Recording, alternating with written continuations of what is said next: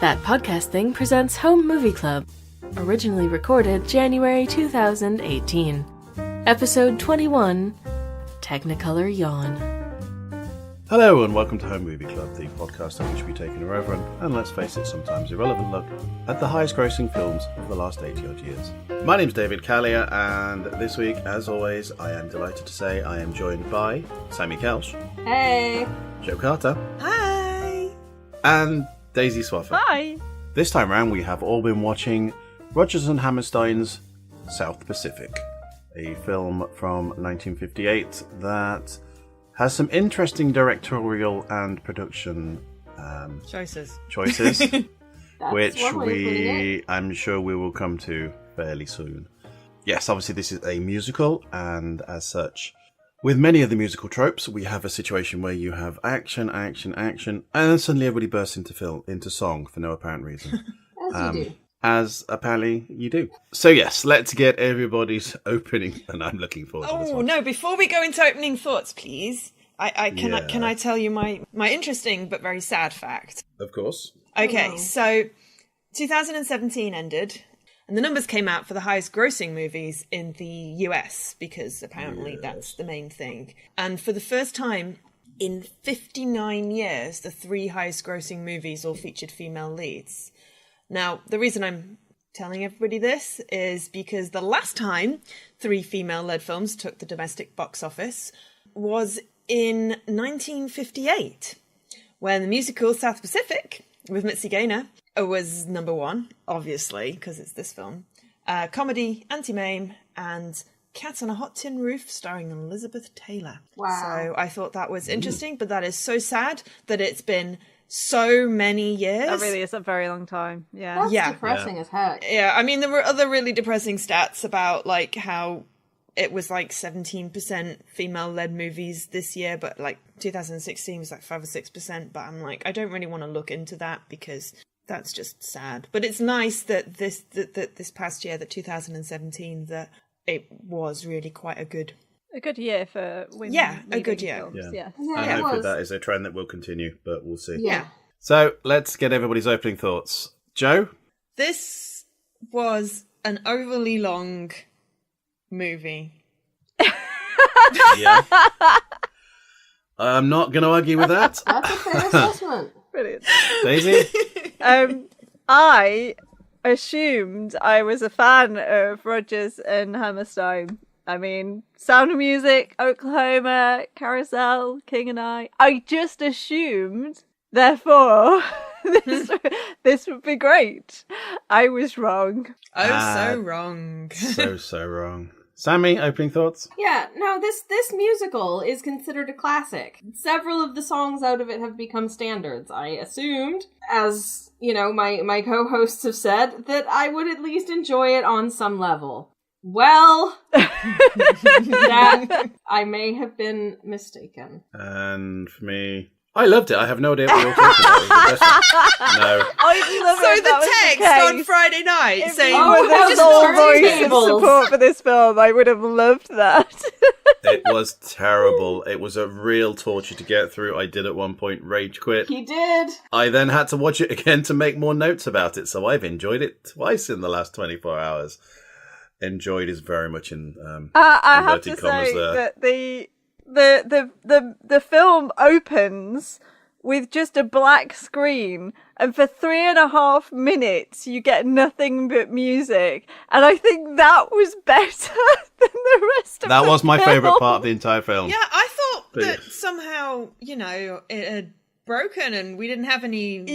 We had to That's That's exactly what I check. thought. I thought, oh no, is my DVD malfunctioning? And it's just giving me the music and not, you know, sort of the opening titles. By the time of the the credits finished and the film started, we'd had over 6 minutes of just music with a black screen and then music with credits. I wonder if this is a holdover from the fact that it is based on the stage musical South Pacific, and that they would have had this sort of overture of music playing at the beginning, but they didn't put any titles over it in the film, which just felt really strange. Yeah, another film we've got on this list, which is 2001, is very much in the same vein in that you do get And that's not a musical, so it's not even got, Yeah, that's musical really standards not. in it. You've watched Oh a very my different God. version of It's a Musical. Someone out there on Broadway or in the West End is going to be listening to this podcast. This is wishful thinking, and is going to be like, "Oh my God, no one's done a musical version of 2001." Cha-ching!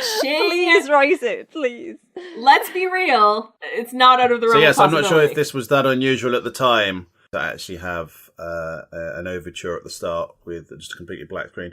But that's what we got. We got 3.5 minutes of black screen music and then colour. Oh dear Lord, so much colour. Would you like me to give the fun fact about the colour now? Tell us about Please. the So that we use get of that- color in this movie. Daisy. Get that out the way. Yes, Yeah. please. Why? So, Why? I'm Why? gonna- Why? I'm going to Why? read this verbatim because otherwise I'm going to mash it all up in the way that I word things. So they filmed this on location, basically. And so the film had lush tropical settings. And with it being filmed in Technicolour, they didn't think that it would look natural because this wasn't colour that people were actually used to seeing. And because they were going to have fluctuations in the weather during that time with these lush tropical settings that would already look unnatural to the American audience, they decided to try to cover up those fluctuations, soften that effect. The director Oh my chose God. to use the newly available coloured filters. Yeah. He And later regretted it. indicated he considered this to be the biggest mistake he made in his filming career. He I'm wanted shocked, the I would filters argue to with be I'm that. shocked subtler. that anyone would regret this decision. The film Genuinely. processing lab made those colours more extreme than they looked when they were filming them. There was no time to reshoot without them, so they just had to live with them. I suppose I Yeah. don't know really what the state of editing and that kind of thing in terms of getting things to look the right color and that sort of thing at the time. Because now I think you can compensate in post if it's slightly an overcast day and you want to make it look a little bit brighter. Oh or yeah, whatever. you can edit They everything. do I mean, amazing these things filters now. These filters were new, so But- the film processing lab that made the film from them as well wouldn't have understood how to process the film in the right way to make those colours more subtle as well. So Yeah. it kind of with it being a new technology available to them. I say technology in terms of they're putting colour in front of the screen, but still technology. Then it suffered for being ahead of its time in that way. Yeah, it just meant that you had these, the ridiculously vivid filters and gels, and for no apparent reason, it didn't seem to be that this was yellow, so therefore this is the love scene and things like that. No. Yeah, I feel like was and I think we'll get onto this more when we get to the specific scenes that employ these filters potentially. But there didn't seem to be a lot of sort of internal logic as to why a specific color was being used sometimes. I think I feel possibly like- just whatever would look like the least fluctuation caused by weather. rather Yeah, than exactly. an but actual there reason were behind the scenes where colours I specifically. there's one scene where like a yellow filter is being used, Oh, and God, the and yellow. as I was watching it, I was like, if this is somehow meant to symbolize her emotional state, why would you not use blue because the character is sad or that kind of thing? But that's not what they were going for, I don't think. She was yellow because her first thing when she was talking with the French dude was that she was obsessed with the yellow sky, yellow clouds, yellow sun, something like that. And then, of course, she was forever yellow after that. I don't know, think you might because be then there are reading too other much into characters who have that. scenes that are yellow, and it doesn't follow the same. I kind of wondered if it was something that might have worked better on stage. Well, I don't think Again, they Yeah, did that's it. one because thing things I are more came across stylized is- in a stage production, Yeah. and I wondered if it was potentially also a holdover of that. But I don't know what the stage production of this would have looked like. A lot at of the time. settings and a lot of the staging of the songs especially were they felt very static and they felt very stage based. It felt As to if me they- like they you literally basically, took- sort of wholesale. Took the Broadway side and then literally just upped the entire Broadway cast, moved them to a Pacific island, stuck them down on a beach, and just got to do exactly the same thing as they'd done on a stage. Which is interesting because there was one actor who reprised her role, and I can't remember which one it was. It was It Juanita was Hall Bloody who played Mary. Bloody Mary. Ah, yes, of course. The fabulous Bloody Mary, our favorite, who we're totally not absolutely terrified by. But she was, even though she sang her songs on Broadway, they dubbed her in the. I thought that Pretty was much interesting. all of the actors got dubbed in That this, which she again was dubbed is by a just- different singer, even though she was a member of the original Broadway cast. What? Why? She didn't have the sound they wanted, I guess. This movie is just filled with bizarre production decisions. Shall I get in one more factor before we start? I don't have many. Absolutely, of them, go but for I may it. as well. This is the only Rodgers and Hammerstein stage show to, when turned into a film version, has all of the songs from the theatrical version in the film version. Oh, wow. And it even has an extra song in it. Ooh. The extra song that was originally in the stage show, but got cut just before it actually started being performed. So it was Interesting. It was written for the stage show, but never in the stage show. That's My Girl Back Home. Is it cut for quality? Some of the songs in this. Excellent question. All right, so let's get into, as we said, it's a musical, so there's not the deepest of plots or character motivations, but let's get into what there is. We get all of the title cards. So as you said, it's over 6.5 minutes before we actually see anything that is live action. Before we literally see anything, there's 3.5 minutes of black. Yep, 3.5 minutes of absolutely nothing. But yes, when the film actually does properly start, we see a Navy PYB Catalina seaplane flying over the Pacific. In this, we are introduced to Lieutenant Joe Cable, who is a Marine officer being flown into an unnamed naval airbase where most of this film is set. The lieutenant is invited up to the cockpit to speak to the airplane's pilot, a Lieutenant Buzz Adams. Buzz Lightyear. And I'm pretty Sadly, sure no. most people watching this film would not have a clue what any of these people's names are half the time, because they were never particularly introduced. No, We it don't was know anything ages about before them. I knew what even the main characters' names were. Yeah. I had to go back in my notes and fill it back in. Lieutenant Cable asks about a Frenchman, Emile Debec, who lives at a plantation in the local island chain.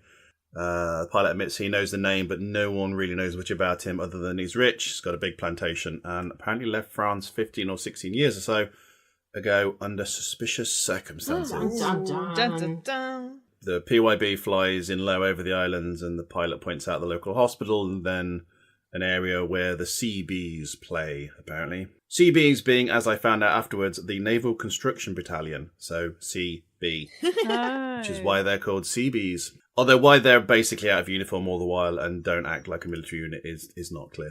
Is that the Seamen? They are indeed the So Seamen. is that all the half-naked seamen who are singing and dancing with native people when we first Yeah. see Yep. them? Right, okay. This is it. Basically, we have this scene and then we just instantly go into our first random sing-along with the CB singing about Bloody Mary, who is an island native who uses her influence and power to profiteer from the war. So, as we said, Bloody Mary is frankly terrifying throughout this entire movie. Why is she terrifying? She's a very We'll get to it forthright later, woman. but I wouldn't call her terrifying. Yeah. I don't know. She goes very psychotic at one point, Oh, but Really? No, I Yeah. disagree with that. Yeah, me too. no, I'll get to it when we get there. But yeah, no. I think too much the reputation of the island natives as a whole seems more than a little racist. I think is fair, possibly. Questionable, at It least. ended Yeah. up being less certain aspects bad of it. in that respect than I was expecting. Yeah. It could yeah, have I been a to lot say. worse. Yeah, I was expecting worse. It could have been a lot Yeah. worse. I was in terms certainly of- I expecting don't worse. want to. I don't want to skip forward to bits that we'll get to when we get to them. But yeah, it could have been a lot worse in many respects. But I don't know. Mary, that one character for me was a bit. She seems to have been At Uh, written so- very much times a she made me stereotype. uncomfortable, and we'll get to why later on. So the song goes on, and then a Navy Jeep pulls up, and Luther Billis hops out and tries to sell Mary a stack of hand-sewn grass skirts. And this sort of set the tone, as he was kind of the comedy value or comedy relief almost. He was but- the character I Bit liked. weird. Yeah, he was the best character in it because he was the only thing keeping me going by the end. Let's Yeah. talk about Yeah. Luther then, because I like that guy. But I think actually I'm selling this film too short because it's not all bad because we get to make seaman jokes again. Yes. Well, this is true. Oh This is my a film God. that contains just And you know, boatloads it of did hot have a seamen in female this lead, movie. which is a positive thing as well. Well, So yes, that too. lots of singing and wall-to-wall semen. Yep. There's semen Lots of everywhere in this movie. half-naked seamen. Yeah. So if you're Yeah. into that, and you don't mind a generally poor film, Go watch it for the half-naked seamen. Yeah. Or don't. Well, I mean, that opening song is pretty gay. Oh, yes. So he offers $80. He offers to sell her these hand-sewn grass skirts for $80, but she offers him 10 quid. Sorry, $10, because this is America.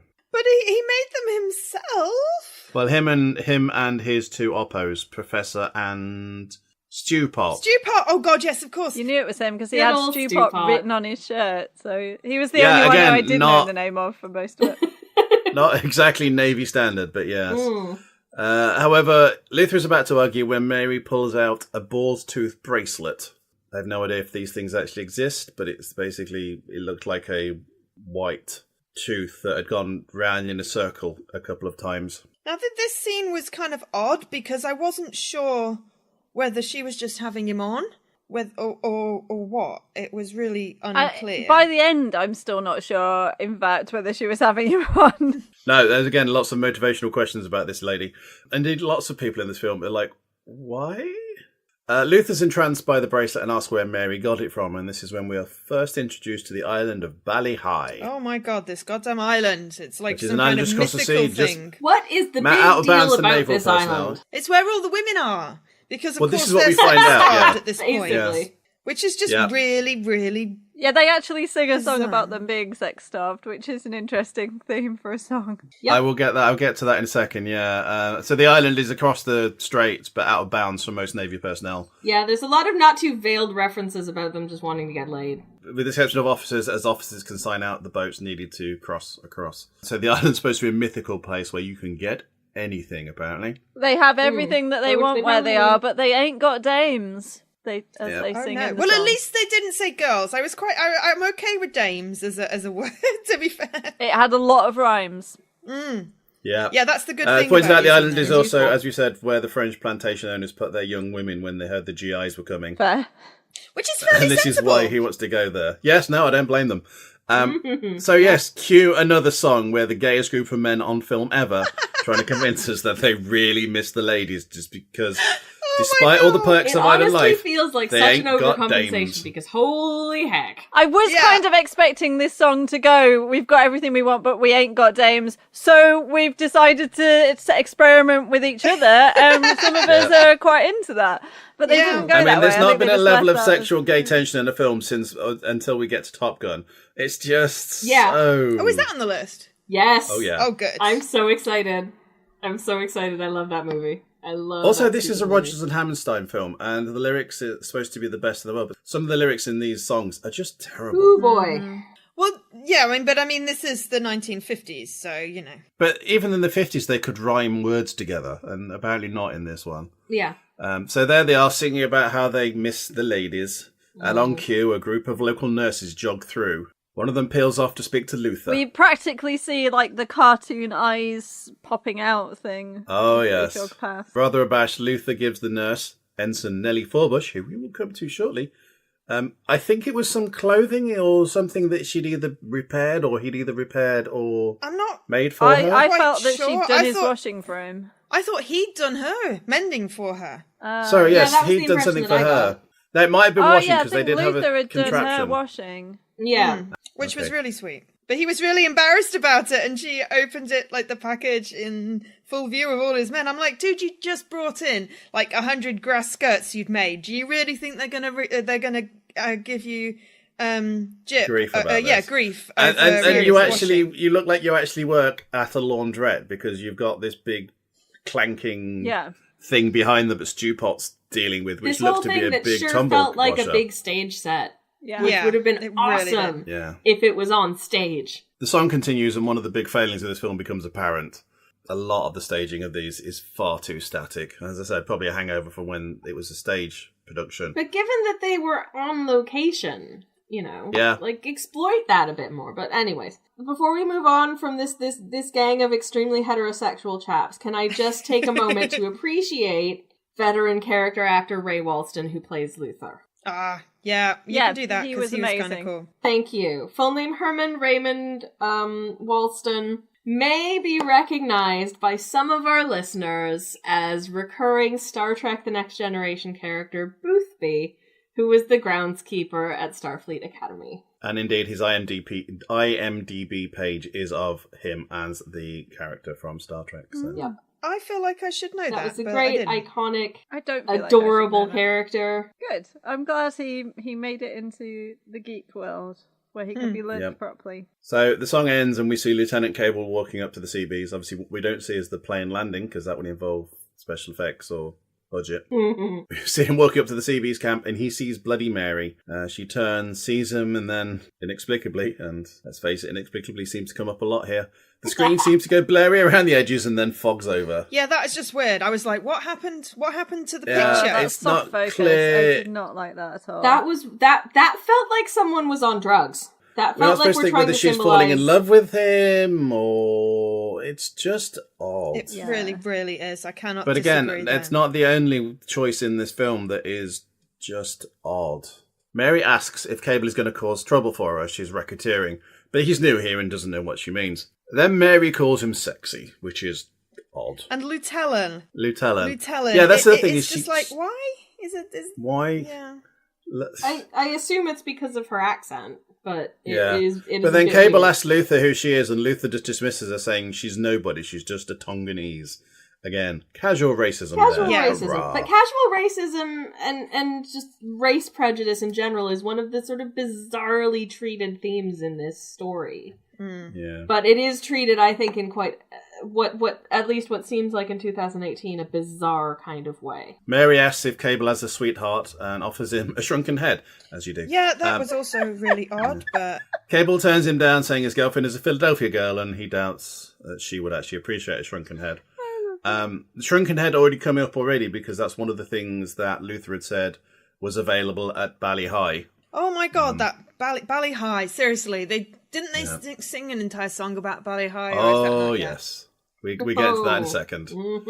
Cable asks her where she got the head. She points to Bally High, and everybody looks at the mythical island, including Cable, who's never even been there before, although it's clearly a matte painting. Mary tells Cable to listen as the island is calling to him. He looks, and the island and the whole screen turn a deep purple for no apparent reason. I wrote lurid, eye-burning pink. Yeah, it was magenta. Very much magenta. Yeah. It's like, has someone just dropped a nuclear weapon or something? Because that's just like, That's what is exactly happening? what you asked, wasn't it? That was just... It was, again, one of those moments where we thought perhaps something had malfunctioned with our screening equipment. Well, yeah, because it was at the beginning of the film, and we were like, okay, well, it went blurry, and now it's gone a colour. And then it went red, and then it went yellow, and then it went red again, and then it went blue, and then it went back to the eye-burning lurid pink again. So Mary sings about the island, and as we said, the screen getting progressively redder as this song goes on, much in the same way as a modern computer game screen goes redder the more injuries you take, which is apt for this very painful film. Yes. Screen then cycles to a blurry yellow before going completely red, then purple again as the song reaches its climax. It's just, why? Because... What are you trying to convey? What they conveyed to me, other than colours are meaningless to anything now, is that Bally High means your special island, come to me. Thankfully, the colouring returns to normal once the song is ended. Luther tries to convince Cable to get a launch to visit the island, even offering to do the paperwork for him. But before he can convince Cable any further, the base's commander, Bill Harbison, and captain, George Brackett, turn up. The captain turns up to tell Mary to get off Navy property and stop selling her trinkets and grass skirts, because apparently she is ruining the economy of the local island by getting all of the locals to do that as opposed to doing plantation work. I didn't Yeah, like that this was Navy weird. property thing on this island that was like her and the other indigenous people's island, and they come in and it's obviously not their land and they're like, get off, it's Navy property. I didn't like that. That whole scene didn't make sense to me. Daisy had to explain it, and I'm not even sure it still makes any sense, but that's not because Daisy is bad at explaining. It's because it doesn't make much sense. Yeah, that's why. Lieutenant Cable introduces himself to the captain and tells him he is here under orders to set up an intelligent point on one of the enemy-held islands, enable him to radio troop and ship movements back to command. Captain asks who would do such a thing, and Cable admits that he has been assigned the task.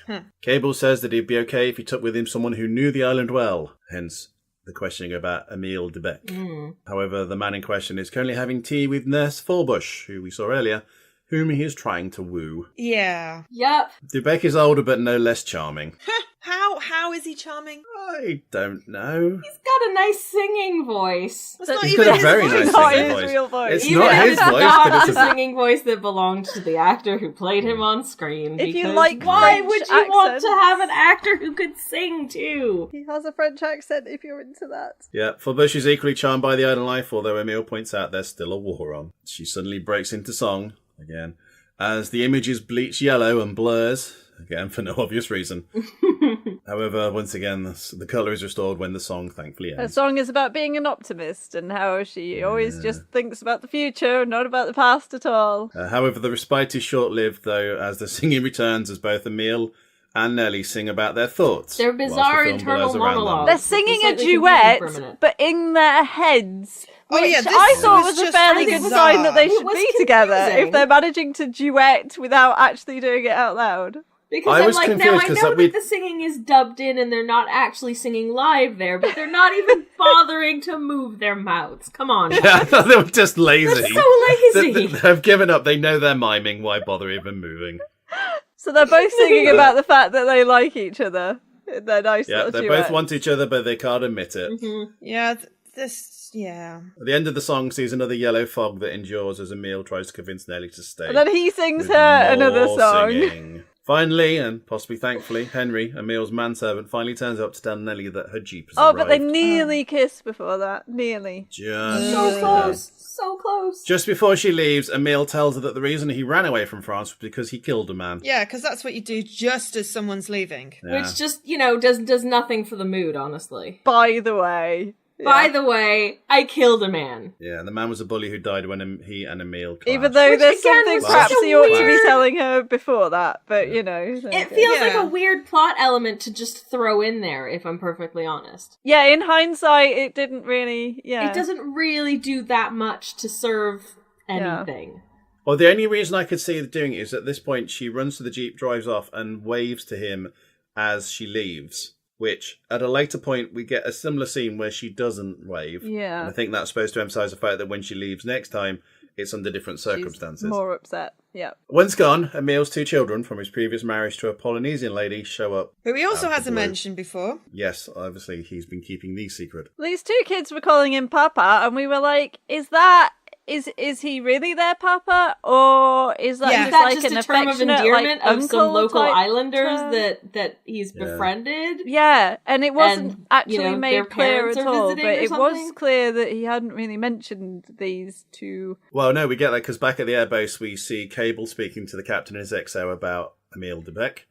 They discuss Emil's past. And they are mention then that he's got two kids, yeah. Yes, they mention he has two kids, and then they're joined by Nurse Forbush, who they try and convince to help. And they ask her if he has any family, and she says no, none at all. And then it's like, oh, they are his kids, and he hasn't told you. Okay. Oh, not no. This is What did we do? Awkward. The commander and Forbush know each other from GI Entertainment Committee, which seems a bit thrown in there, but does actually come to the fore later Yeah. on. Yes. Yeah. As he asks how the Thanksgiving entertainment is going. Remember that for later, folks. It'll be probably fairly unimportant. They ask Nellie about Emil, who nervously tells them how they met and that he's a very nice man. They ask him about his past killing, and she claims she knows that he did kill someone, but not knows why. She also says he has no children, so they're obviously, they know that she's a little in the dark.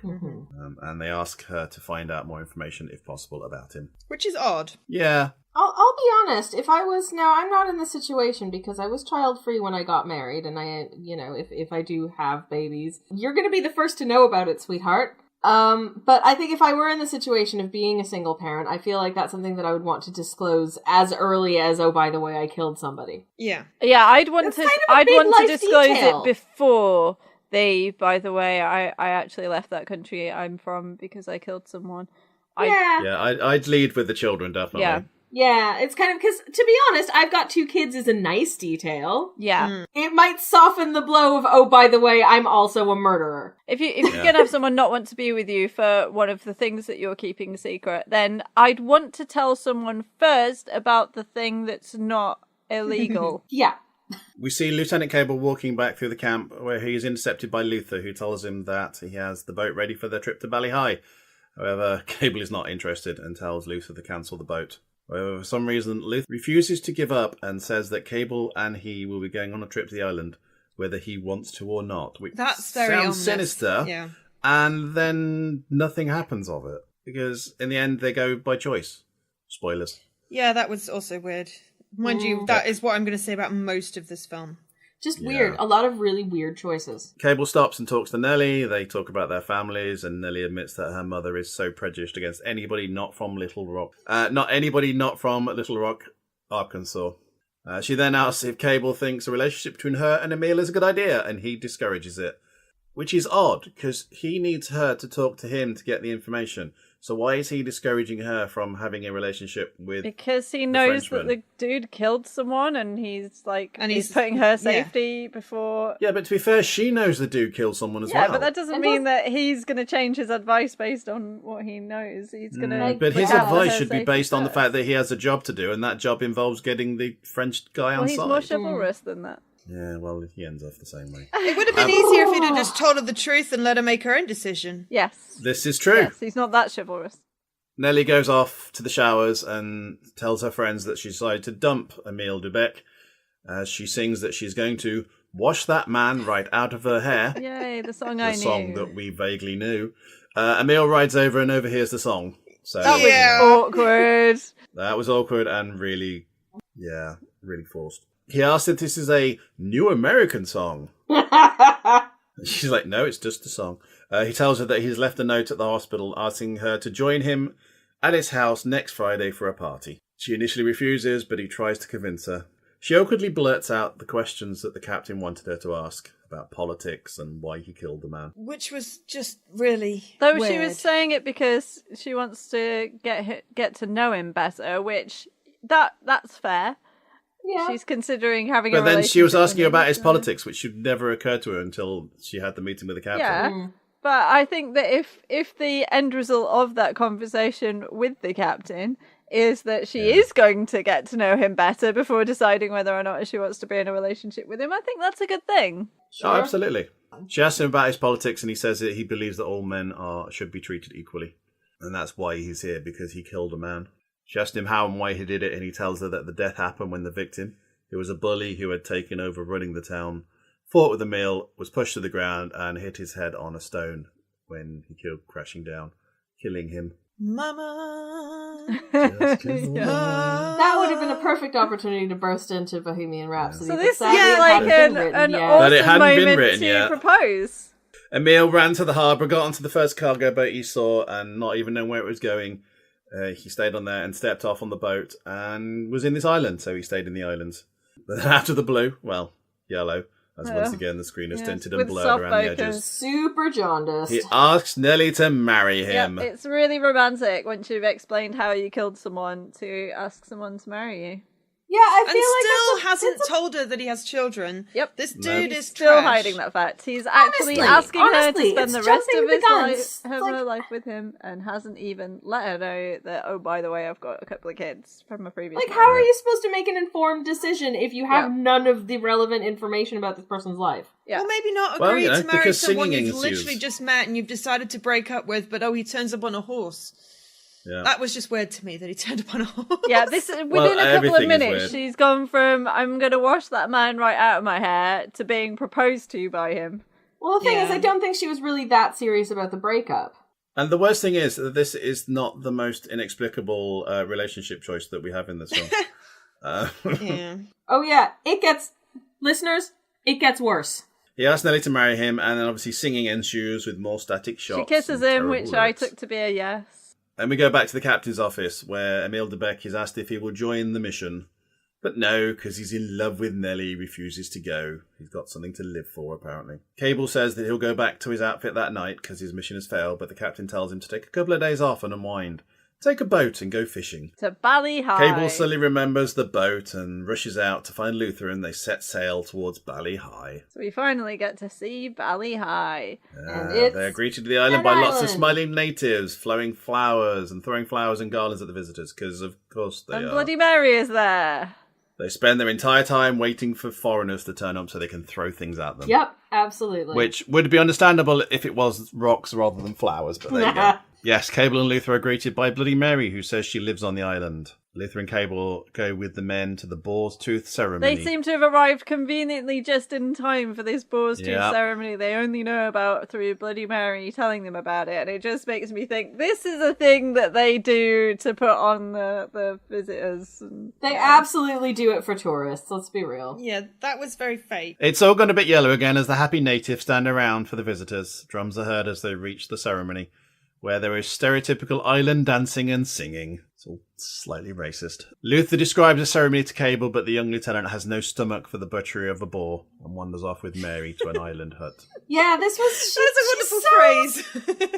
I'm sorry, but just this whole thing just gets so sketchy for me. Like, she's taking him someplace, and she hasn't said where or why. Yeah, she's just kind of kidnapped him, really. And he's, like, going along because I'm not sure why. And they're in the undergrowth, and it's like, where is she taking you? What is going on? Yeah, it's still very yellow at this point, and no one knows why. They go into a hut, and Mary introduces Cable to Liat, a very, very young-looking island girl who Mary says will make a nice wife. This made me so uncomfortable. I mean, even he feels uncomfortable. He's like, hey, there's nobody around here. What's going on?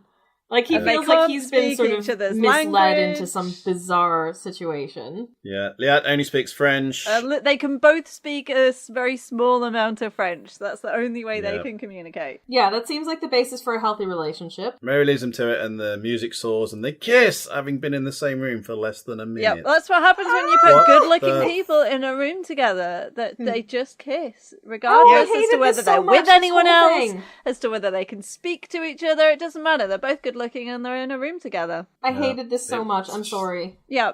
No, I agree. This whole thing just made me squirming with discomfort. It was, so uncomfortable. I completely agree. The way that Mary's like, she's pretty, you like her. It just reminded me of. It felt like she was understanding. It felt like she was literally pimping out her daughter. Yeah, she was. Like, That's if exactly this had been a slightly higher notes, rated, slightly more recent movie, she would have basically been, prostituting out this young woman. Yep.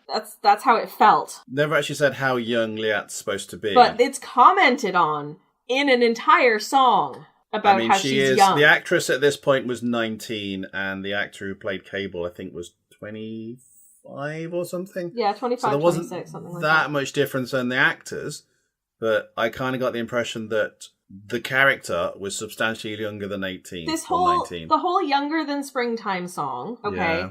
And also the way that she's portrayed, they have barely any language in common, and she has very much the bearing of that sort of like submissive, young, sort of innocent, sort of like Asian woman, basically. Yeah. The actress, I know they're supposed to be Polynesian. The actress is Vietnamese, but I have so much of that just made me so uncomfortable. It just honestly like stomach turningly gross. The quote love scenes between Joe Cable and Liat were apparently considered very shocking at the time. And I do wonder whether that was because they were intimate with each other when they weren't wed, or whether it was her age, or a combination of the two. I don't know, but it is also an interracial romance, which the film comments on the fact that this is, people have prejudice about this at the time. It is shocking even today, but not for the same reasons, I suspect. No, she looks underage, and she doesn't feel like she has a lot of agency in this situation. Night falls, or at least I assume night falls, because it's all gone blue, but with this film, who knows? And they're still in the hut, which begs the question, did they actually... They're half naked, so... Boingy, boingy. Yeah. Yeah, I hope they didn't do stuff. But it's kind of implied that potentially they may have made love. Liat sits there looking lovingly at Cable. Liat tells Cable that she is in fact Mary's daughter, which he didn't know about. And then Cable starts singing that he loves her. That she can't understand. She can't understand that he obviously loves her because he's been in the same room with her for now probably about 4 hours. And they're both attractive people, therefore. Like, is he just such an innocent young fellow that, he probably hasn't had any intimate relationships with a woman for quite a while? He's engaged, isn't he? He's been on his military tour for so long that he's forgotten about the fact that he's engaged, which we'll get to in a song later. I feel very sorry for this poor lady waiting for him back in America. Is he just the kind of dude who just thinks that he falls in love with whoever he, sort of has whoever special he's time seen with? last, yeah. He does mention his girlfriend at the beginning when gives him a shrunken head. So it's not like he's forgotten about her. It's not that like Mary far doesn't from know. his memory. But it seems to stray very far from his memory, and as much as he says in a later song, I almost forgot about her. Yeah, he does, yeah. Which is just horrible and feels really plot convenient as well. I'm not sure why Like, they what the even wrote hell? him having another lady, because it just makes it horrible, and they could have just written him not having a woman back home. I think it gives him the motivation later on for the How Far Away song.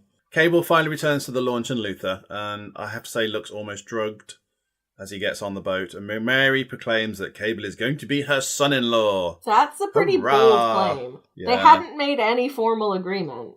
Or indeed spoken to each other more than 30 seconds. Yeah. Yeah, but Bloody Mary's pretty confident, and to be fair, I can't really blame her. Mm. She's manipulated things well. Yeah. She's, God, terrifying. We switch back to the main line. Apparently it's now Friday night, and the long-awaited party has happened, where Emil hosts a party for Nellie. As they say goodbye to their party guests, they discuss the party and the fun they've had, and how it's so different from Little Rock. They sing of their love to each other, however, the night is ruined. Oh, but before that, she starts downing the leftover glasses of champers people have left out on the porch area. That was just weird as Oh, well. yes, what? she's feeling especially jolly, isn't she? Yeah, she's Yeah, I like, oh, can't someone's blame her left for half a downing glass that. of champers here, I'll just down this, and what? Perhaps she's seen what the rest of the film holds, so she's more than happy to get hammered. Yeah, maybe it's easier to get through if you've had a few glasses of champagne. Yes. So the night is ruined when Emil introduces his two children to Nellie, and her inherent racism means that she can't cope with the thought of mixed-race children. I didn't Yeah. realise that Which that is was just her a- problem. I thought her problem was that he had kids by previous marriage that she didn't know No, about. it seems to be inherent Yeah, racism. it was so she later on freaks that out I and runs realised off. that was the case, but at this point in the film, I did not know that. I mean, yes, he has potentially probably should have told her about this before asking her to marry him, etc. But yeah, and this was the bit where she drives off and he looks and she doesn't turn around and wave goodbye. Yeah. So obviously this is worse than the fact that he killed a man. Literally. She's now completely freaked But out. Literally, while she's you've got leaving, then mixed-race he's children. singing. I'm more he's singing that scandalized he'll by this never than let her murder. go, which is just creepy. I think he's. But yeah, I thought think that he she was realizes upset that because he's of just the let kids her from go previous because there marriage she that he's not let on goes. about, so which was totally fair to be upset about. So she freaks out, runs off, Yes, and it's we fine. get an intermission. Yay! Lost At in which the point our wild DVD itself. stopped working properly, and I just thought that there was a blank screen for a really long time because the DVD wasn't running. I was like, this intermission's going on for a really long time, and there's no music and no title card. We almost didn't get through the rest of the movie because the DVD was slightly broken. You would have done better to have just finished there, I think. Yeah. If at this point in the movie you haven't been enjoying it and the intermission starts, then I would recommend to any of you to just stop there. Don't worry about the rest of it. If you haven't enjoyed it this far, you're not going to miss anything. It doesn't get better. It's not getting any better. Nope. So can I go back to just before intermission? Yeah. Where I was saying that I hadn't realised that was why she was upset. They don't make it clear that that's why she's upset, which means that the kind of the expectation is that the audience would be similarly racist and have a similar reaction in it being a race issue for them to not feel the need to explain that. I honestly think that the whole treatment of the theme of racial prejudice in this is treated in a really bizarre way. Yeah. It's like they can't... There's a song It's about like for it. some reason they feel like, okay, we want to address racial prejudice in this, but we can't come out and say that people have racial prejudice. Yeah. Or that these characters are acting in ways out of, prejudice towards sort of like, non-white children or marrying someone who isn't white. So we get the intermission, which bizarrely enough seems to happen a good 2/3 of the way through the film. It's not in the middle where you'd expect it to be. It is kind of a fair way through, which means the second half is substantially shorter. Mercifully shorter. Second halves are usually shorter than first halves, though. Yeah, that's not unusual. Back on Bally High, and Cable gets a boat back to see his inexplicable love interest. You can tell it's love because the film's gone all yellow again. Hey, it's happy. There was an awesome natural water slide, though. How cool was that? Well, I don't know how natural that was. It looked pretty natural. Naturally set. They rush together, meet and kiss before going to a local swimming lake for some underwater shenanigans. Underwater kissing! Yay! Yeah. Yay, all I could think was, please don't drown. I would not do that. I would drown. They surface under the watchful and slightly dodgy gaze of Bloody Mary, who is just there for some reason. Oh, she is always watching. Always watching. Yeah. Seriously. Mary says again, that an elderly French planter has asked for Liat's hand in marriage. Don't know who this person is. He gets mentioned twice. No idea. I think she's just made him up. Quite possibly. I kind of wonder. Cable decries the fact that she cannot marry the Frenchman, and so Mary insists that he must indeed marry Liat instead.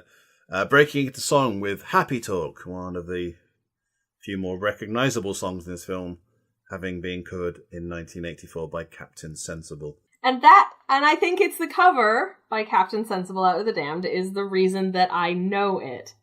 And absolutely, not I this had no idea this was in this film. Hey, I didn't. And I will put a link to the YouTube video of said song in the show notes so you can all enjoy the weirdness that is Happy Talk by Captain Sensible. It's pretty great. So in this song, Liat is like miming all the things that Bloody Mary is singing about in the song. But Liat can't understand English, so this made no sense. Did Mary just sort of teach her to like memorize the hand signals in the song so that they could do this cute little number to woo like Lieutenant Cable? Which is just super creepy if that's Which is just way. super creepy that, you know, she's like this bizarre sort of stage mom. And I really didn't like the fingers thing for the Happy Talk symbolizing thing. Something about that just really, I didn't like it. I just thought it was annoying, was honestly. I thought the whole thing was annoying, and it also felt like... And when the mom starts doing the hand signals, too, it just feels like the daughter's just kind of, you know, almost sort of parroting it, and... Yeah, it really made her feel like more of a child to me in it as well. Like, yeah, again, it's just playing up how young she seems. Yeah. Which, again, it feels like, as a character, she has zero autonomy. In this, you know, even if she thinks that this Cable is like a nice, attractive man, she really has no say and no choice in her own sort of future and decisions. Oh, she's basically told by her mum that she's got to marry someone, and so she's like, "Well, this guy's good looking at least." So she's basically being sold by her mum. Yeah, like the mother and daughter don't really seem to have any conversations. She's just there and silent and pretty. Yeah. And however, this song obviously has an effect as Cable offers up his grandfather's old pocket watch. So that's something, I guess. But then he says he cannot marry Liat. And at this point, Mary turns, well, psychotic, to be honest. This is the thing I really hated about it. She was like, you had your one chance and that's it. That honestly cemented my uncomfortable feelings about the whole thing with Mary and her daughter. I really wouldn't have called her psychotic there. I wouldn't say psychotic, but certainly... disproportionately angry. Like, what are the consequences for you, Mary, if you don't, you know, give your like is she just in it for like money or what? She's put a lot of effort into manipulating this situation, and she's got him to the point where he's giving a pocket watch in a gesture, and then he says that he won't marry her. Then she's annoyed.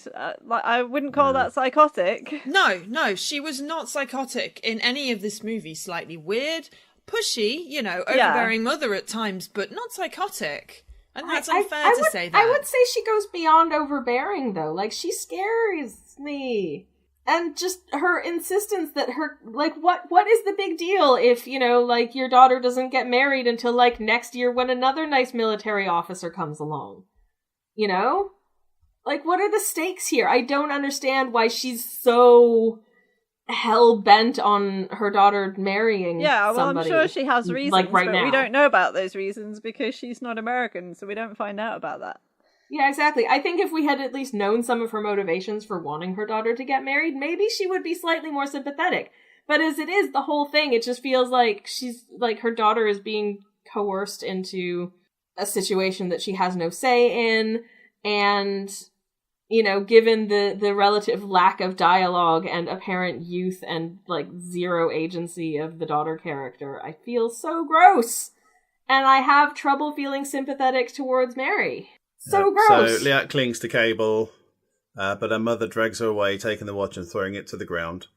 We do see that as she's dragged away, she is turning and you know, pleading at Cable, but he's obviously not getting involved. Cable retrieves the watch and sings that she was younger than springtime. Again. Yeah, Ew. we know. So we go back to the camp and the girls are preparing for the Thanksgiving show. However, Nellie is in tears and says she's too distraught to go on with the show.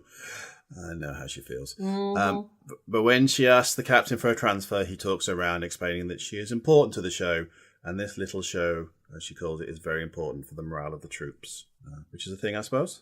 I get it. And then a unspecified amount of time moves forward, and the show's on. We see the show itself. I have to say, I was pleased about that. Just randomly moving on straight to the show. But there's very little. There's quite a few jumps in this where there's no obvious reason or notification of what the change of time is. Yeah, there are some weird sort of passages of time that don't really make a lot of sense. The show starts and Nellie does her song and dance routine, aided by Luther, dressed in a grass skirt and a coconut bikini. He was Honeybun. Yeah, He was. He was kind of adorable. Yeah, I I mean, loved him in that role because he was It just was- like, yeah, I'm gonna make myself feel silly in front of everyone It's because sweet it's part of the show. And and and silly, they were all and he's not mocking a him. good actor, was but mean. the audience was so horrible, and they They kept really throwing were. things and booing, and I thought that was so mean. yeah, Mean. But they got a standing ovation at the end, so, you know, I think that's just... It's not a civilized theatre type of affair. But, No, yeah. they pretty much just want to see the sexy ladies do dances. Let's be real. As Nellie sings, Emil makes his way to the show with flowers. You don't see anything at that point. Luther leaves the stage and comes back on with, oddly enough, a bunch of flowers, giving them to Nellie before the show goes on. We then see another dance and song number with Luther. And I have to say, this possibly just is illustrating how poorly set the other dance and song moves were, but this one was one of the better ones, and this was literally on a stage. yeah. Yeah, it felt like a stage show because it literally was a stage show. But Whereas that the other worked. ones felt like stage show when they're on a beach sort of thing. After the show, Nellie thanks Luther for the flowers, but he confesses that the flowers are not actually from him, but from Emil. He's so sweet. And he gives her a note that she reads next to a very fake-looking PBY aircraft. Joe Cable joins her.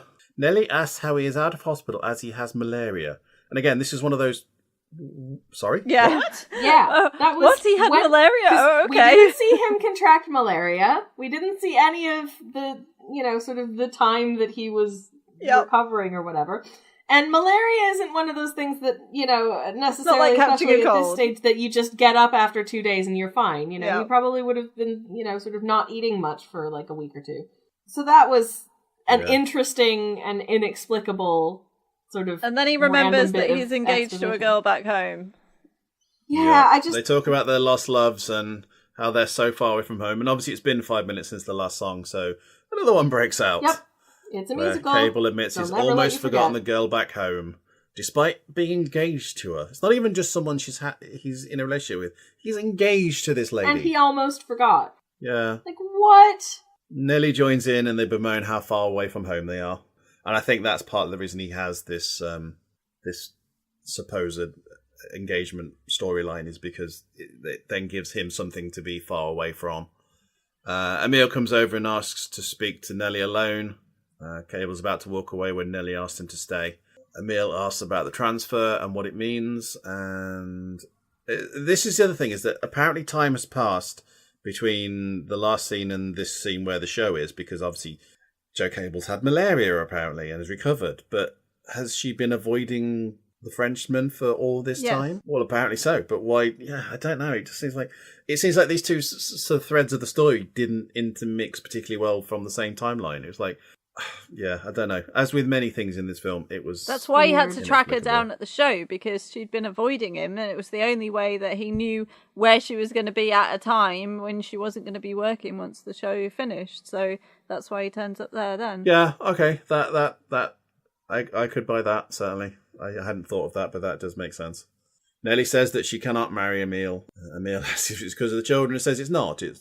But admits because the children's mother was Polynesian. Which, yeah, I was not expecting that to be the case at all. Like, what? Seriously? Not because he hid the kids from you, but because the previous person he was with was a different race to you? Really? I had a suspicion, I think, based on something that she said in the initial scene, that these kids are super cute, but yeah. Nellie says she can't explain her racism before running away.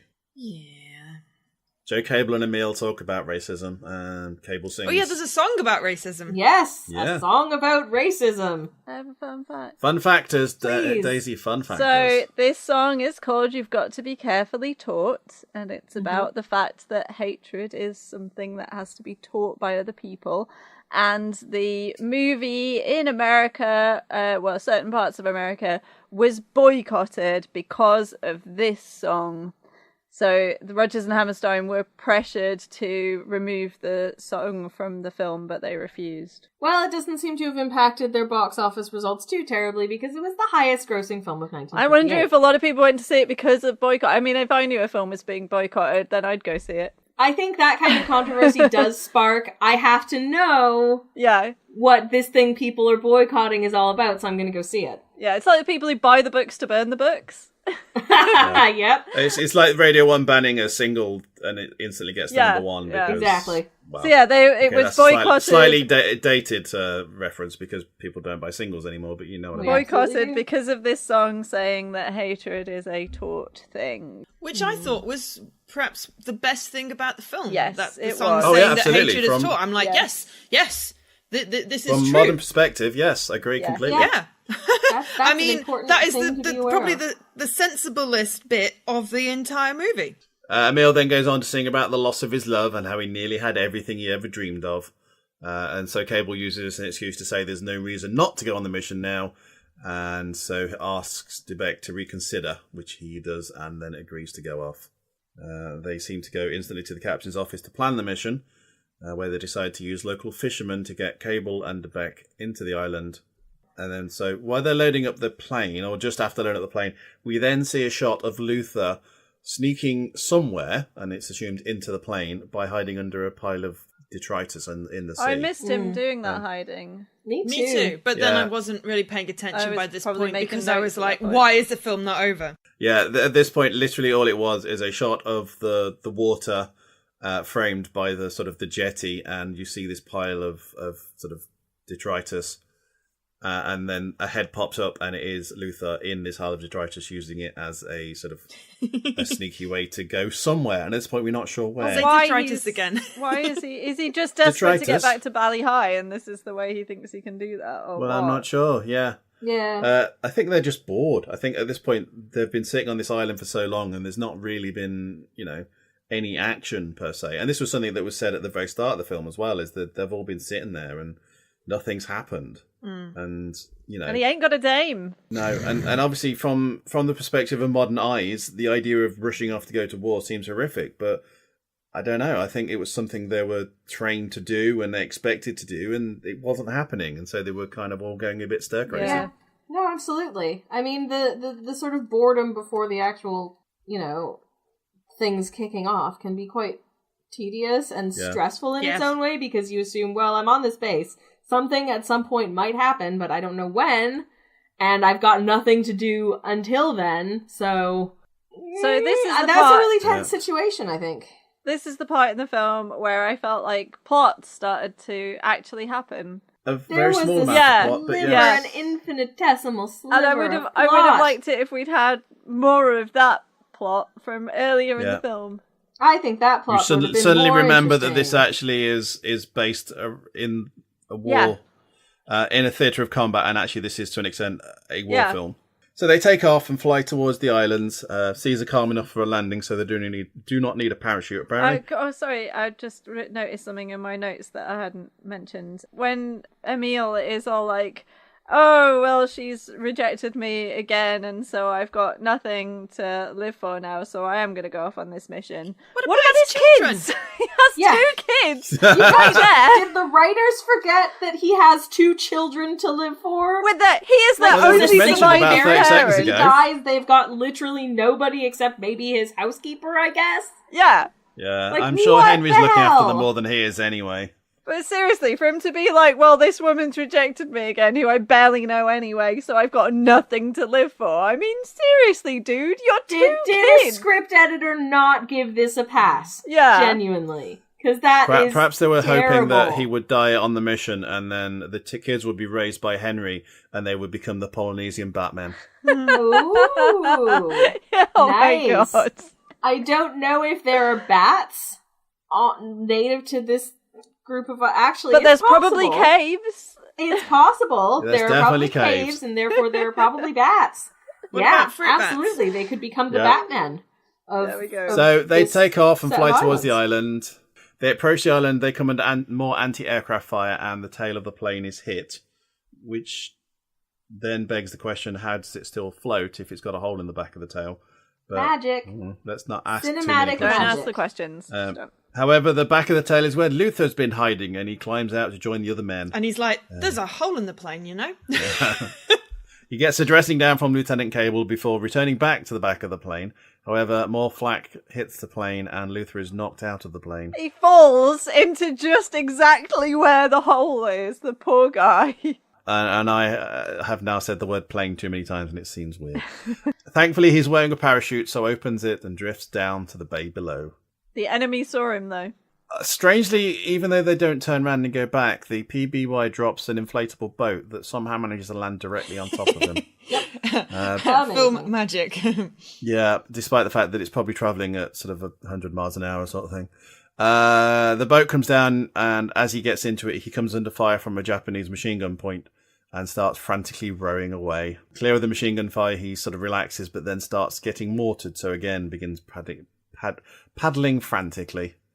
And again, this is sort of the comedy aspect of it, because nothing says fun the like war coming under bit fire is from the Japanese. comedy bit, which is just brilliant, yeah. His flight, however, is spotted by a flight of US Navy Hellcats that fly in and start attacking the enemy's positions on the island. The PBY finds the fishing boats, and the plane lands, drops off Emil and Cable with the fishing fleet, and then sinks because of the large hole in its back. It doesn't, but I don't know why it doesn't. Magic. We have a small scene where we see a bunch of Navy ranking officers discussing where Luther would have landed and telling them to go and get him back using whatever means necessary. That seems like an awful lot of effort to go through for effectively one sailor. Isn't there a whole American thing that they never leave a man behind, though? Well, possibly, but also they have these PBYs are specifically designed as rescue aircraft.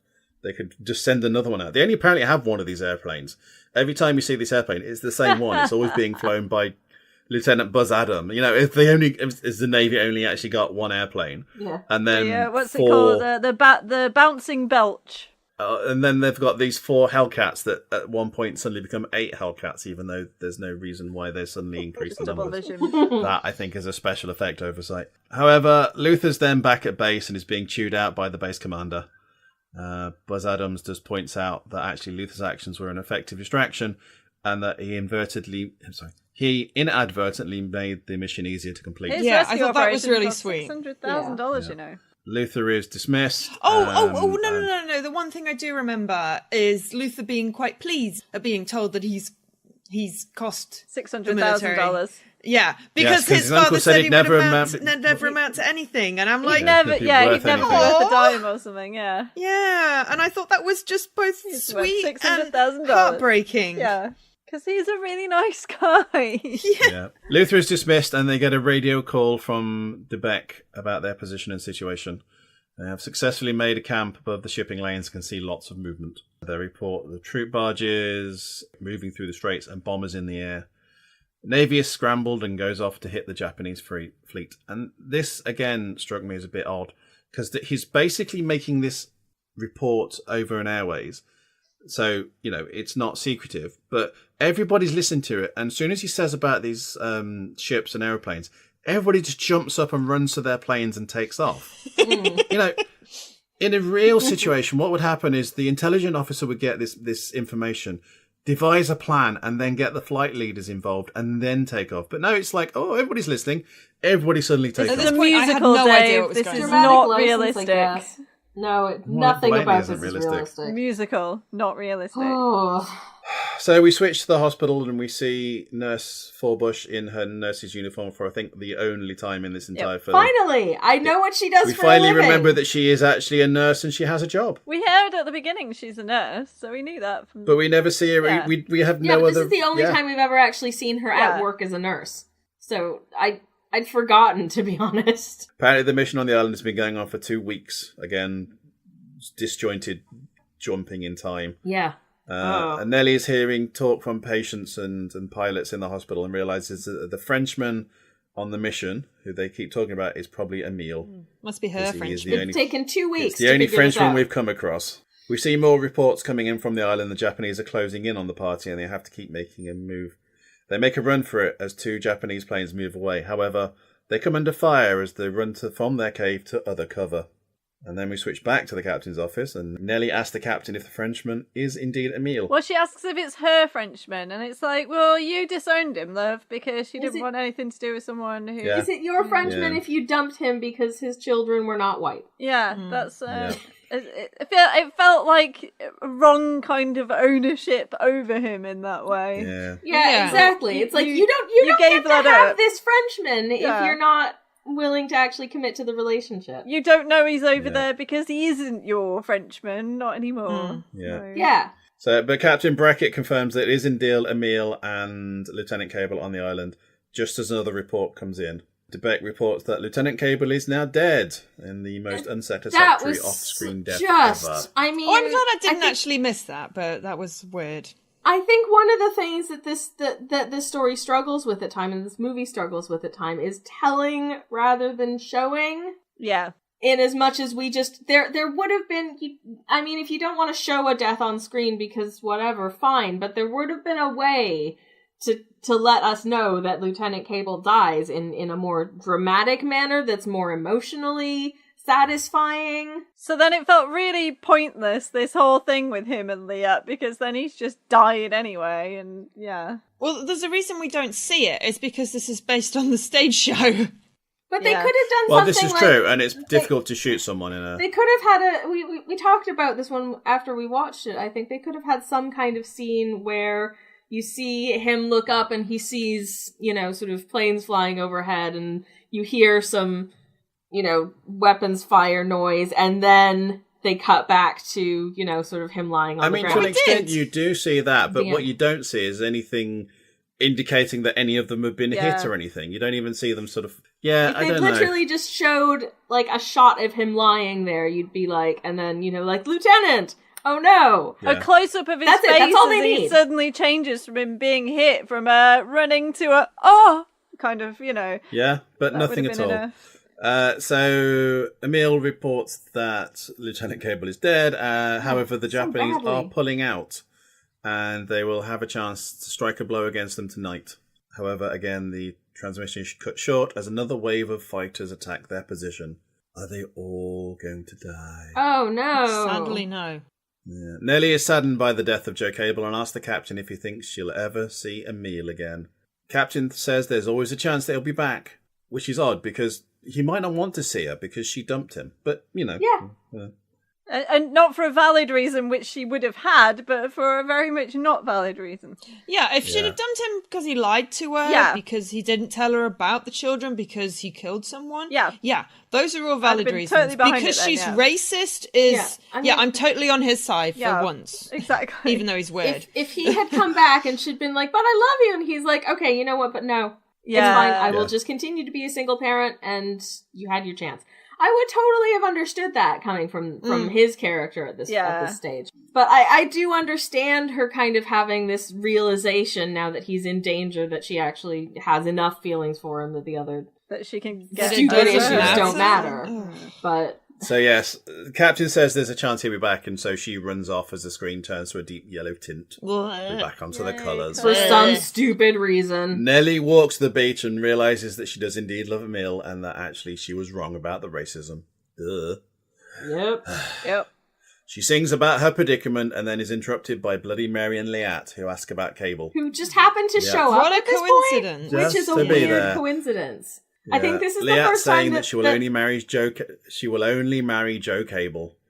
Oops. However, Nellie holds her as she mourns for the dead man. Although she doesn't actually say that he's dead. You know. What does she say? She doesn't say anything. She just says, "Oh, my sweet child, I'm so sorry," and that's all she says. I guess that kind of implies that, you know, he's... I will He's not only coming marry back. this one man. Oh, I'm so sorry. oh. Why? Well, it's a bit of a tip. About that, yeah. Oh, I'm so sorry. Really? Him? I'm so sorry. He's actually engaged to a woman in Arkansas. No, Pennsylvania. Yep. Yeah, Oh, he's from sorry. Philly. It was her that's from Arkansas. Yeah. Yes, she's from Little Rock. He's from Southern Philly. racists. He's a slightly more cosmopolitan racist. Yeah. He's East Coast racist. Exactly. Why is he racist? He Because couldn't he marry refused. Liat because she was a... Although, to be No, fair... he couldn't marry Liat because he was already engaged. I don't think that was the reason, because he could barely remember the woman back home. Yeah, I think literally it was when they because she's when they Polynesian. start talking about it, he's like, "Oh yeah, I forgot that I was engaged." Literally. Yeah, I think the reason So he I couldn't think the marry reason is that because he's she's like, "Oh, Polynesian. I don't know if I can marry somebody who's, you know, Yeah. Pacific Islander." That's not the impression I got, That but was the then, impression as I I got. the said, impression I I got. But it was Stop also, paying I think it also, attention, so- the fact that we're all very confused by this tells me that it's wasn't not clear? very well presented. because And he I don't sang think that it is. song I think about they do hate kind being of hedge their violent. bets and skirt slightly around the fact that these two people are being rejected by their lovers because of race prejudice. Even though they've got that song, they never say race prejudice or whiteness or anything. They kind of skirt around the actual saying. It's because she's prejudiced because your children, you know, are mixed race, basically. She doesn't say that. Nobody says that. They just do, which is probably why Emil was so confused by it in the first place, and Cable had to do a song about the fact that, you know, sort of people grow up to be taught to be prejudiced against people who aren't from Arkansas. But the fact that it didn't need explaining at the time means that that's probably how everyone generally felt in the audience in the Which makes me sad. 1950s. Yeah. Well, it's morning, and there's a mass of Navy personnel on the beach, ready to ship out and push their attack forward. Luther and his fellow Seabees, the Professor and Stupot, walk up the beach looking at the massed ranks.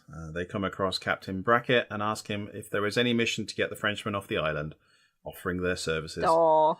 However, the captain informs them the operation to recover Emil is already underway, and the islands have been taken by US troops, and Buzz Adams and his sole only one they've got anywhere in the islands, PBY, has been dispatched to see if Emil has survived. We switch back to Emil's plantation, and we see Nellie speaking English to the children, explaining the ships and why they are leaving. However, as the kids only speak French, it's all a bit pointless. Yeah, this is a really weird Then and she awkward sings scene. the French Yeah, he was song like- with them. Well, she says to them in French, "Do you understand?" And they're like, "Oui." But it's like, do you really? So apparently Nellie's looking after the children in Emil's absence, despite the fact they've got a lot of manservants and sort of servants wandering around. They start eating, and the children ask Nellie to sing a song. She starts it. It's in French, as Emil makes his way to the villa. He joins in the song, and the children rush up to him, even though he's wearing the same outfit he's been wearing for the last 2.5 weeks. And probably super smiles. stained. Well, they Like, love this guy's their gonna dad, their papa, stank. rather. They Yeah. love their papa, even Which is when he's reasonable. smelly. That's Yep. reasonable. Yeah. Yeah, I think that's fair. Joins them at the table and sits down across from Nellie. They start to hold hands underneath the table as the camera cranes out to show the oversaturated colours of the island. And Davy proclaimed, "Oh, thank God, finally!" But Yay, hang on. we said. What? Yeah, well, they've all got soup, and then she just hands him the tureen and the ladle. I thought that was hilarious. Well, I he forgot probably about has. I kind of missed that one. It's like... He probably assumes he's been living off of like crappy military sort of ration bars. It was a lot for the quicker last- know, to but give it him was the just tureen and hilarious. ladle than go and get another bowl. Yeah. Yeah. Yeah. I must admit, at this point, I was just this is ending. This is ending. Oh yeah, I realised it was And then- ending. That's why I looked It's up. over. Yeah. And then the They magical hold hands words as the came camera up. cranes out, and it's like the end. end. Yay! And we all Yeah, we made celebrated. Yes. Woo! It's the end. I don't want to watch God. this movie again. No, I Never. never want to have to watch this movie again ever. I look forward to forgetting everything about this movie. I'm disappointed I hated this is it. Rodgers and Hammerstein because I thought they were good. I hated I'm it. going to I watch hated this so movie much right about out this of my movie. hair. Well, I'm going to bleach it out of my memory. So yes, that was indeed South Pacific, the Rodgers and Hammerstein musical, and not the remake with Glenn Close, which I don't know if it was any better or not, but it was a TV movie. I didn't know so about that. probably was less saturated. Yes.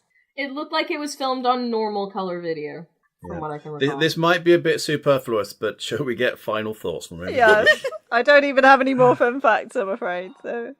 Joe, do you want to give us your final thoughts? I was very glad when this movie was over. Yep. Daisy?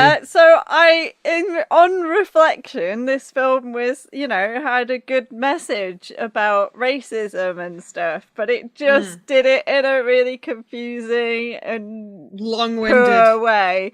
And the songs were, on the whole, not even good, and it had a lot of creepy stuff in it that I didn't like, and I'm just so disappointed. Yeah. The songs really were not good. No. Sammy? I'm genuinely upset that I had to spend over 2 hours of my life watching this pile of garbage. Yeah. I hated it. Just straight up. There were things that I wanted to like. Okay, let me list for you the things that I liked, because it's fairly short. The singer who provided the singing voice for Emile had he a was very wonderful nice. sort of that sort of European French croony type style kind of that I'm fond of. That's the I'm list. done. Yeah, That's okay. the list. I'm That's done. it. That's Got the it. list. Fair enough. Yeah. I mean, you say you hated this and you wanted your over 2 hours of your life back, but I actually say I watched this twice because I had to make notes for the podcast. I'm so sorry, baby. Yeah, that was twice as painful. It doesn't get better Yeah, on rewatching, I could not have does done it? that. This is not a good film. It's technically terrible. The songs are fairly insipid. The staging is really not very good. The story is confusing and is all over the place at times. And I think it's fair to say we probably can't really sort of suggest people going and watch this. We can't Oh, God, recommend I no, it. can't please. endorse It's it. got I no can't endorse it. redeeming I would not features. recommend this. I would not recommend this to my worst enemy. It's not even can't like, endorse oh, it but the in any songs way. are good, so if you just want to watch it for the songs. No, the songs aren't even good. The And songs I love are largely musicals. forgettable. They filmed love on musicals, location, and but you it's don't really terrible. get to see the location, so don't even watch it No. for the filming of the beautiful location. No. To be honest, the colored filters ruin a lot of the shots of the beautiful locations by making it look like the scene has jaundice or everything is weirdly indigo. Oh, that's such a good explanation. Such a good analogy there. Yeah. That's what it looked to me. It just looks like everybody's got jaundice. Everybody's got kidney problems or something. In summary, this movie will make you feel very uncomfortable, wonder why on earth you wasted the last 2 odd hours of your life, and not be able to tell what colour anything was. Look, even if you're an obsessive completionist as a musical lover, I feel like you can give this one a pass and you'll be forgiven. Yeah, there were 16 songs in this film apparently, and I could possibly name 2 of them. 4. I can I remember can get 4. to 3 Three. entirely because of Captain Sensible out of the Damned's version of that one. Well, there's That the was talky creepy. talky one. There's the wash the man out the hair. There's one enchanted evening, and then there's the racism is taught. You've got to be carefully taught, yeah. Yes. Yeah, and the only other one was Bally High, which Oh, actually was okay, used that's as 5, a sort of yeah. song. Okay, but even so, That was just that. it's really Remembering not... them is not the same as them being good. Oh no. No. The only one that was good. You remember dental surgery, but you don't want to go through it again. Honestly, Actually, the I Valley High don't because song. I was Sorry. unconscious. I think, as I said, wish. I think the only good one in relative terms is the "You've got to be carefully taught." The one it was boycotted Because for. Yeah, I the think song wasn't great, but the meaning thematically of the it lyrics was, were. yeah. Thematically, The message it sticks was out because good, of the message and the sort of controversy around it at the time. But as a song, I don't think it was particularly memorable. Oh no! But the message. It felt like that's the only the thing that part. actually gave any reason for the whole film existing to me was that one song. Because Yeah. I just didn't I want to come get back to the the Valley message High song otherwise. from the beginning for a second because it it's a weird song for me, in as much as it sets up the importance of this island as a piece of plot in the movie as being a bigger deal than it ends up being. Yeah. Like, it's some sort of mystical, magical place where all your dreams come true and all this jazz. And no, she's literally just trying to procure, sort of a successful spouse to, sort of do things with her daughter. Yep. And that seems a little bit underwhelming in the grand scheme of it's this beautiful magical place with magenta filters and all this gubbins, and it's literally just an island where lots of people live. Yep. To be fair, underwhelming is a very good description of this entire film. But again, film. it's just another indication, or another example rather, of the bizarre storyline choices and the bizarre production choices of this whole dumpster fire. Okay, I think we've pretty much it. covered South Pacific more than we needed to. Yeah, I could rant about it more, but... Dear listeners, please feel free never to watch this film ever. Honestly, if you're listening to this and you haven't seen it, don't watch it. Yeah. Yeah. That's my advice. Yeah, normally we say spoilers and don't ruin the film for you, but Franny, the film ruined itself by being Normally, terrible. one of us is able to defend a film in some way, is able to champion that film through everyone else's hatred. Usually that person is me. And no, just can't with this one. None of us liked it. Not at all. Not one bit. Like, really. It sucked. Nope. And I love musicals and I love Rodgers and Hammerstein. Why is this so bad? Expecting, like 1 to 2 out of 4 of the people on this podcast panel to have positive things to say about it. And then we watched the movie and I was like, no one's gonna like this. Yeah. No. Well, thankfully, that is South Pacific.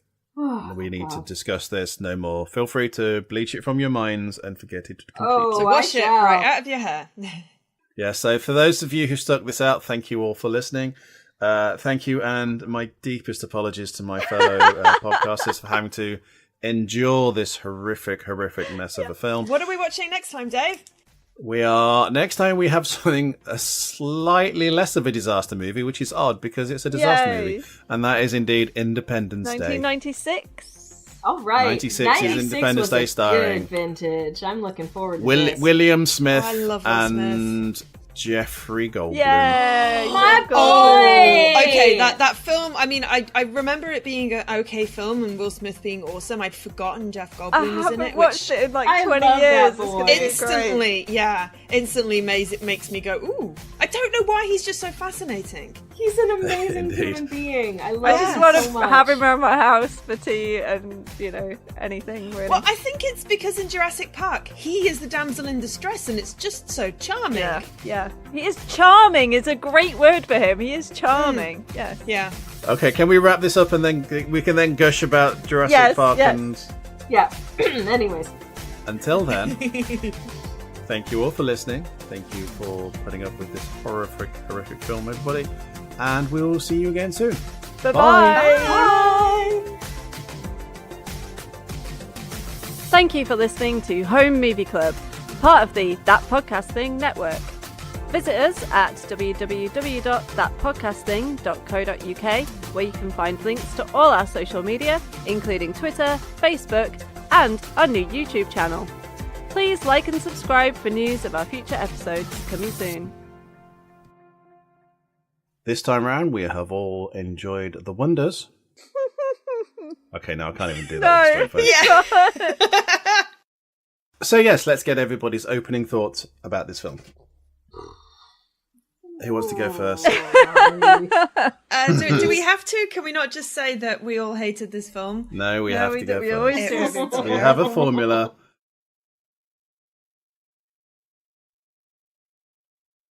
I don't know if anybody's still here, but I just feel extremely strongly about how hard this movie sucked.